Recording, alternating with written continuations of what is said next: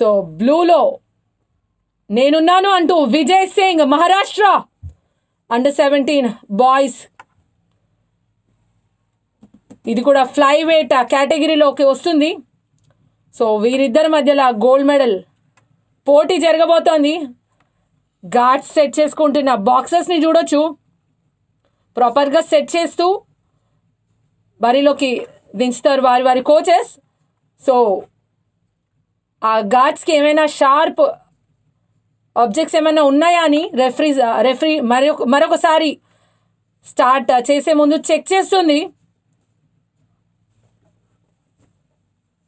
So లూజ్గా ఉండకూడదు guards అనేటివి, ప్రాపర్గా వాళ్ళకి తగ్గట్టుగా సెట్ చేయాలి, లేకపోతే మధ్యలోనే ప్రాబ్లం వచ్చే ఛాన్సెస్ ఉంటాయి.